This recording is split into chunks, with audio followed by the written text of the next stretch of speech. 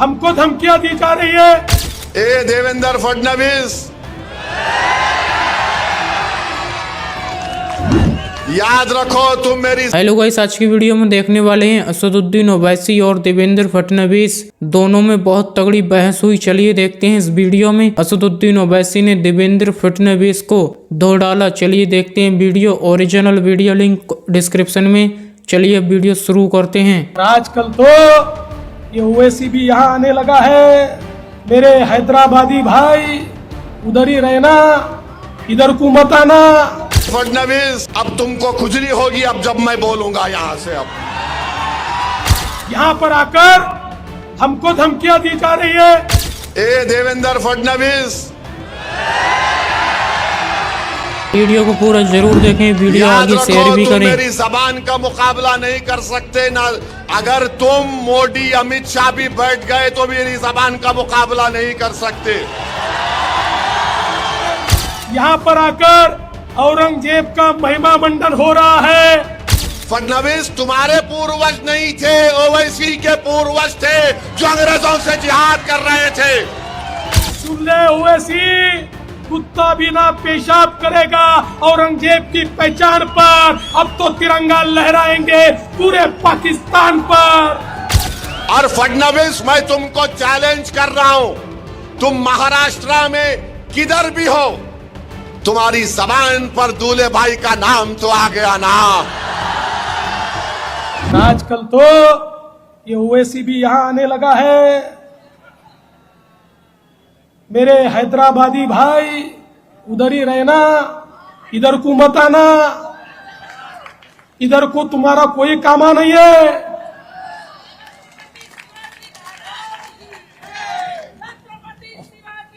अरे भाई, मैं समझ नहीं पा रहा हूं ये क्या यहाँ पर हो रहा है। यहाँ पर आकर हमको धमकियां दी जा रही है। यहाँ पर आकर औरंगजेब का महिमा मंडन हो रहा है। मैं बता देना चाहता हूं, भारत का जो सच्चा मुसलमान है वो भी औरंगजेब को अपना हीरो नहीं मानता। अरे औरंगजेब तो आक्रमणकारी था, उसने हम पर आक्रमण किया था। इसलिए सुन ले ओवैसी, कुत्ता भी ना पेशाब करेगा औरंगजेब की पहचान पर। अब तो तिरंगा लहराएंगे पूरे पाकिस्तान पर। महाराष्ट्र के डिप्टी चीफ मिनिस्टर इस तारीखी शहर को आए थे और आकर गैर जरूरी मेरा नाम अपनी जबान पर लाए। हाँ, देवेंद्र फडणवीस बोले, सुनो ओवैसी, ए देवेंद्र फडणवीस, याद रखो तुम मेरी जबान का मुकाबला नहीं कर सकते ना। अगर तुम मोदी अमित शाह भी बैठ गए तो मेरी जबान का मुकाबला नहीं कर सकते। इन्हों क्या बोले, ए ओवैसी, वो क्या बोले, ये ओट जिहाद, धर्म युद्ध। हम इलेक्शन कमीशन ऑफ इंडिया से पूछना चाहते हैं, क्या ये जबान इलेक्शन के कानून के ताबे है या उसके खिलाफ है? इलेक्शन कमीशन ऑफ इंडिया जवाब दो। ये महाराष्ट्र के चीफ इलेक्टोरल ऑफिसर से हम पूछना चाह रहे हैं, मेरा नाम लेकर जिहाद का नाम लिया जा रहा है, धर्म युद्ध का नाम लिया जा रहा है, क्या ये इलेक्शन कानून के खिलाफ नहीं है? क्या ये मॉडल कोड ऑफ कंडक्ट के खिलाफ नहीं है? ये लोकशाही है, जमहूरियत है, यहां पर धर्म युद्ध और जिहाद कहां से आ गया फडणवीस?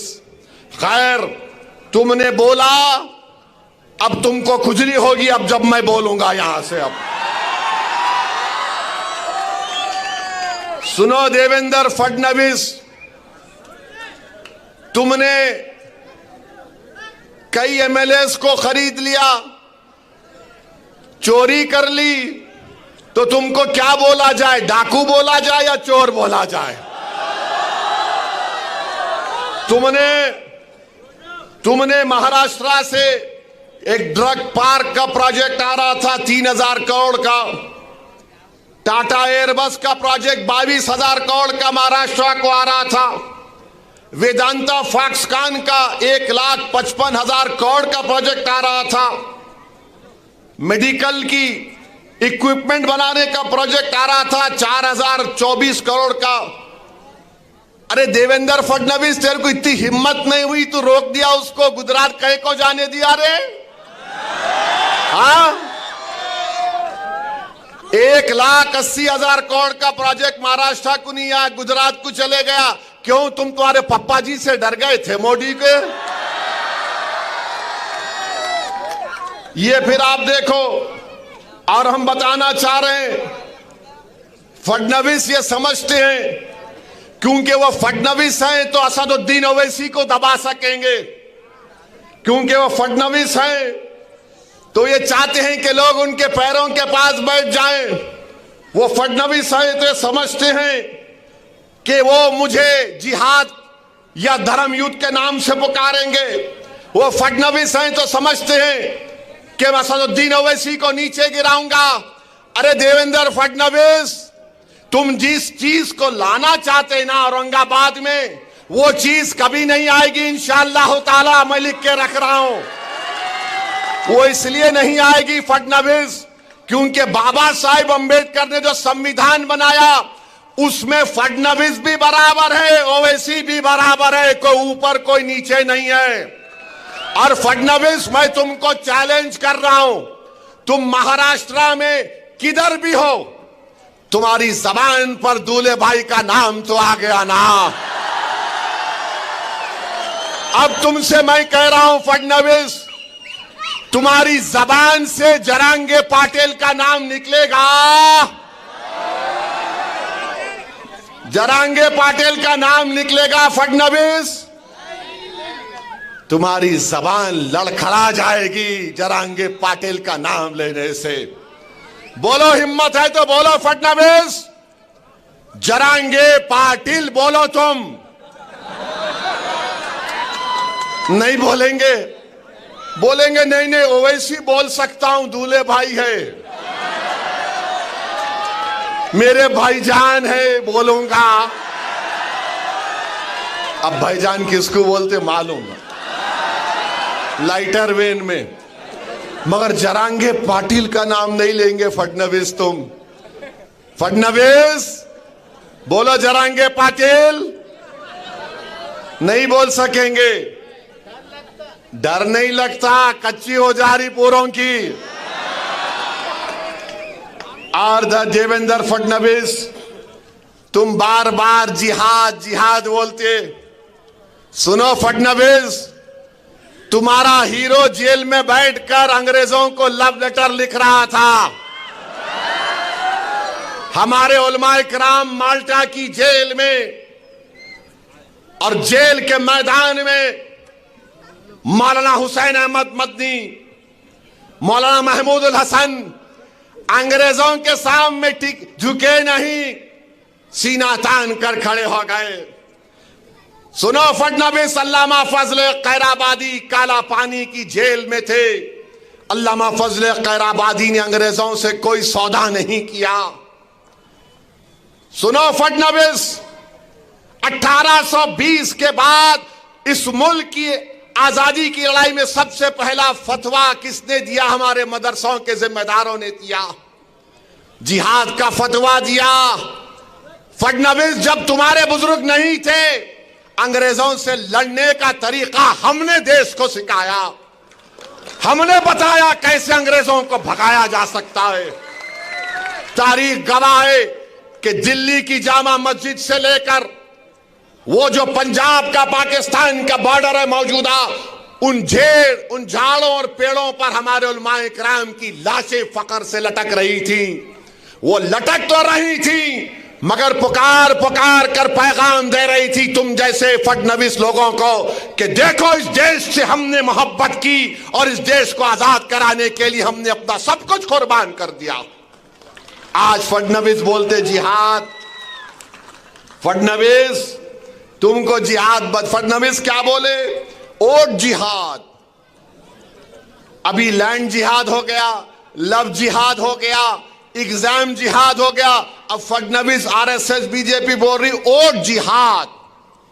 यानी धूलिया में मालेगांव सेंट्रल की सीट से बीजेपी के उम्मीदवार को वोट नहीं मिला तो फडणवीस बोल रहे वोट जिहाद, हमको सेंट्रल मालेगांव से वोट नहीं मिले, जहां तुम्हारे को वोट नहीं मिला वहां जिहाद हो गया, जहां तुम्हारे को हार गए वहां जिहाद हो गया। तुम गुजरात में भी एक सीट हार गए, कैसा हारे बोलो? तुम हैदराबाद में मेरे खिलाफ हार गए, कैसा हारे बोलो?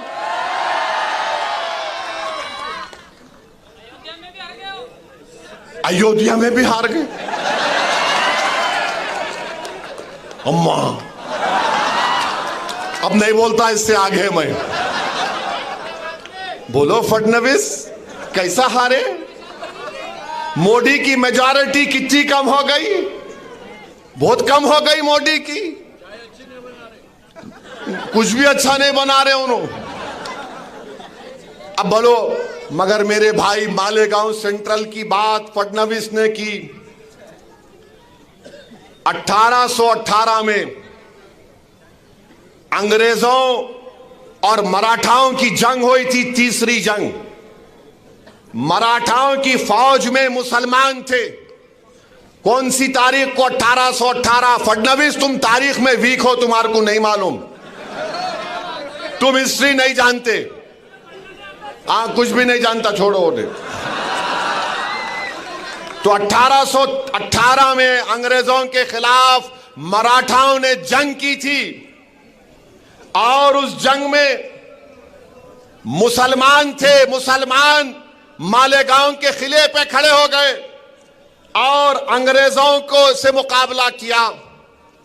उसमें 30 से ज्यादा सिपाही शहीद हो गए और अंग्रेजों को, उन मुसलमानों को जो मराठाओं की फौज में थे, 36 तोपों को इस्तेमाल करना पड़ा।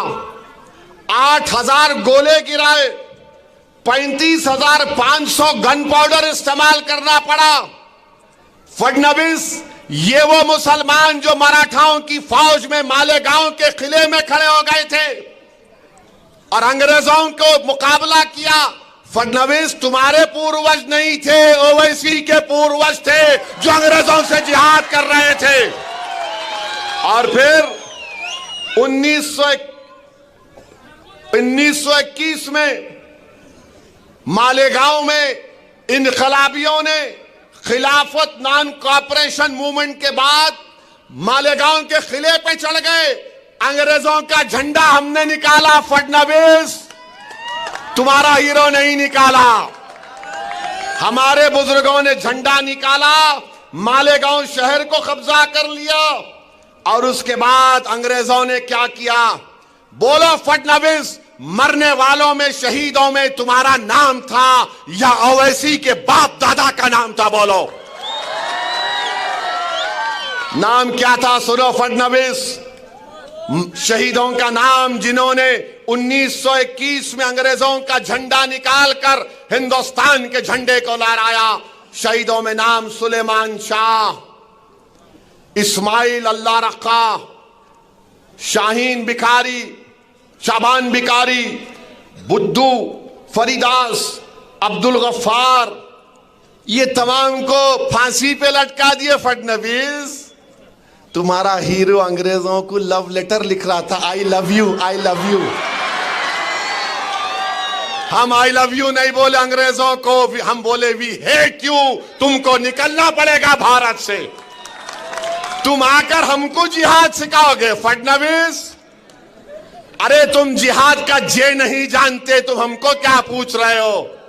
और हमारे बुजुर्गों ने अब्दुल्ला खलीफा, मोहम्मद हुसैन, इन लोगों को भी जेल में अंग्रेजों ने मार मार कर शहीद कर दिया। चलिए वीडियो यहीं पर ख़त्म करते हैं। अगर आप भी ऐसी वीडियो देखना पसंद करते हैं तो हमारे चैनल को जरूर सब्सक्राइब करें, वीडियो लाइक करें, वीडियो को ज़्यादा से ज़्यादा शेयर करें। थैंक्स फॉर वॉचिंग और अपनी राय कमेंट में ज़रूर दें।